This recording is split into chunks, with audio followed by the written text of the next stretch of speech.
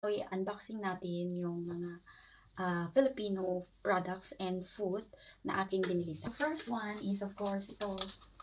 Tara! Sap-sap ni siya nga gin. Paprito ko na kay Ate Precious. Kaya basi magprito ako diri sa amon manimaho. Karang ako yung mga kapitbahay. Kaduan ako. So, paprito ko na sa iya. My God, na-excite na akong kumain nito.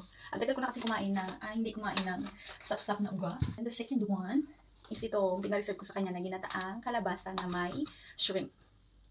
Ito siya. Iinitin ko lang. Of course, ito, hindi ito mawawala sa bahay. Kapag ikaw ay isang Asian, dapat meron kang soy sauce. And meron din akong binili sa kanya. This is a homemade bagoong na si Ate Precious mismo yung nagluto. And nakatry na ako nito last year nang ako pa ay Juntis. And now, nag-order ulit ako sa kanya kasi masarap. Ganito na noodles. Hindi ko nasasabihin sa inyo yung pangalan, pero yung flavor niya is chicken. Supposed to be dapat is beef siya. Kasi paborito siya ng aking asawa. Kaso nga lang wala. So, ito na lang yung kinuha ko. Bali, 2 piraso. Hindi ako nitong pancit canton siya. Yung pangalan niya is Indume. Itatry ko siya kasi hindi pa ako nakatikim ng ganitong pancit canton. 2 rin yung binili ko.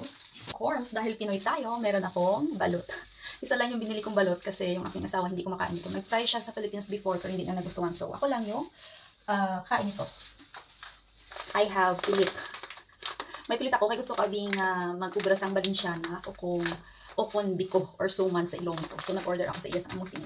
So, I have spaghetti sauce. Yes. Kasi yung nalagay ko sa aking spaghetti is mga tomato sauce lang ba? Dito na nabibili namin sa store. Pero dahil nga nakikrave ako ng Filipino spaghetti, so bumili rin ako ng spaghetti sauce doon kay Ate Precious Heart. Ito talaga yung inaasam-asam ko. Tara! Alam niyo ba kung ano to? Balinghoy. Kung sa Ilonggo, ewan ko lang sa Tagalog, pero sa amin is balinghoy. Nag-order ako sa kanya, bali 1 kilo to kasi nga nag-crave din ako ng balinghoy para pag nakain ko to parang feeling ko nasa Iloilo pa rin ako.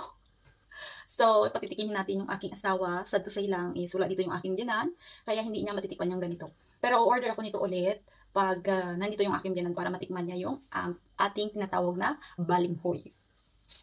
So, yun lahat yung mga in-order ko kay Ate Precious isa-isa. And meron siya talagang pa-previous. Ang dami ng pa-previous niya, Ate Precious Heart. Ang bait talaga niya. So, isa ito sa kanyang pa-previous. Ito ay Red Horse. So, iinumin namin ito ng aking asawa. Pero hindi today kasi may work siya later in the night. So, by the next day na lang namin iinumin. Mamapahupo kita sa isa ka Red Horse. Then, another freebies from Ate Precious. This is Boy Bawang. And paborito ko rin ito kasi maalat-alat ba. Cornix. And masarap din itong pangpulutan. Siguro binigyan kami ni Ate Precious ng ganito para pangpulutan namin ng aking asawa dito. I have 2 biscuits. Yes.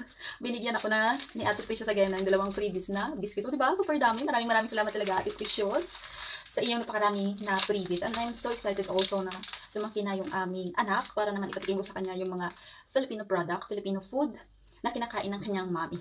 So, yun na lahat. Yung mga pagkain or product na in-order ko. And meron akong rice. O, diba? Puno-puno ini ang akon nga rice cooker sa rice. Ako lang ini ang makaon. Kay partner ko sa akon nga ginataan nga kalabasa nga may shrimp and sa akon nga sapsap nga uga.